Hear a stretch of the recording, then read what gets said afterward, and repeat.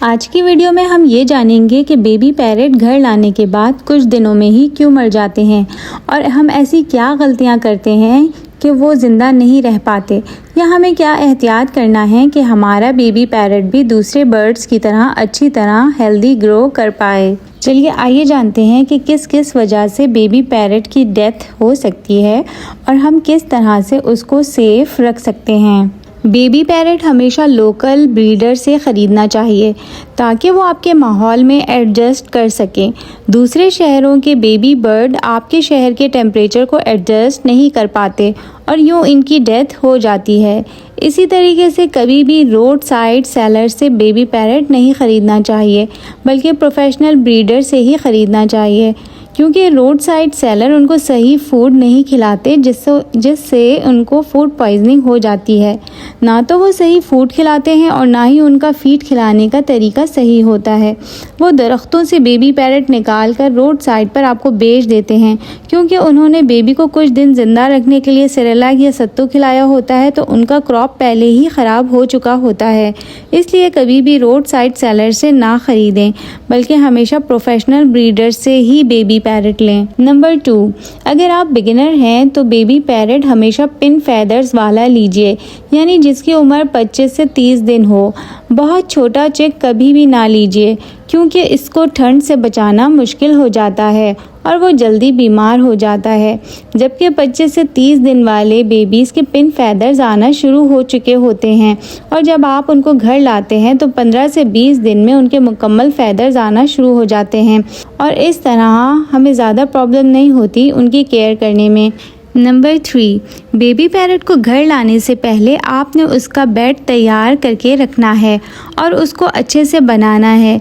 Baby parrot को जब हम बॉक्स में रखते हैं तो उसका बेड का ख्याल रखना बहुत ज़रूरी होता है। अमूमन लोग इसमें पेपर बिछाकर बेबी को रख देते हैं।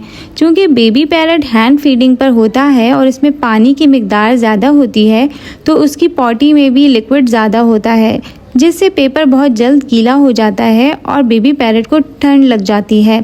इसलिए बेहतर है कि मोटा कपड़ा या स्ट्रॉ बिछाकर रखें, या फिर बॉक्स में पहले मोटा कपड़ा बिछा दें, फिर उसके ऊपर पेपर के बारीक टुकड़े बिछा दें ताकि वो कागज़ के टुकड़े एक ही जगह को गीला ना होने दें, और उसको भी दिन में 3 से 4 बार ज़रूर बदलते रहिए। नंबर 4, इस बात का ध्यान रखना बहुत ज़रूरी है कि आप अपने बेबी पैरेट को क्या खिला रहे हैं।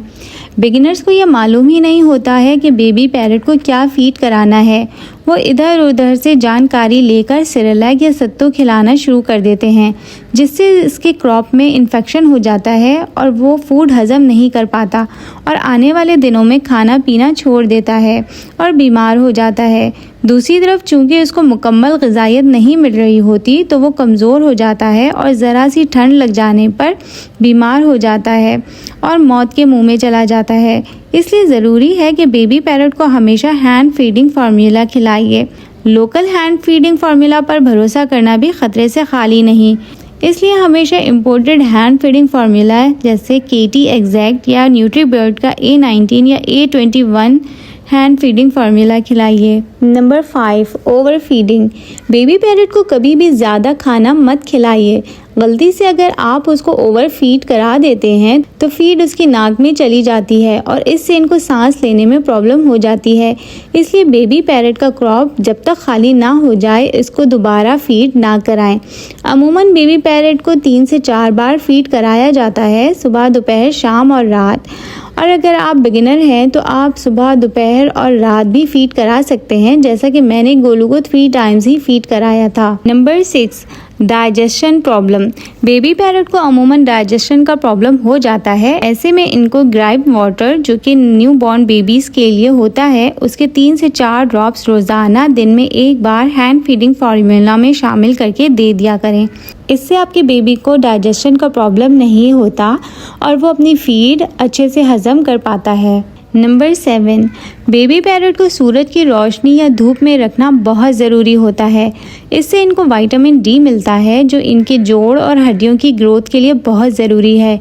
इसलिए इनको रोज़ाना सुबह और शाम की ठंडी धूप में 15 से 20 मिनट रखना चाहिए।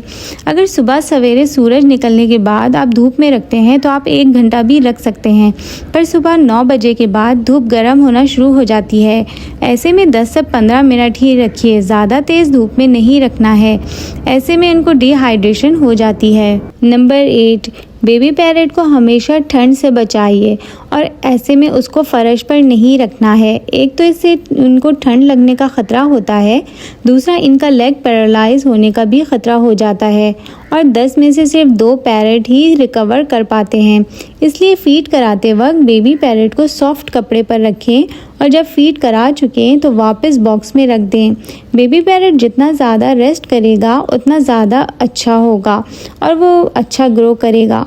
पूरे दिन में आधे से 1 घंटा ही अपने बेबी पैरेट को बॉक्स से बाहर रखें, वो भी सॉफ्ट और गर्म सरफेस पर।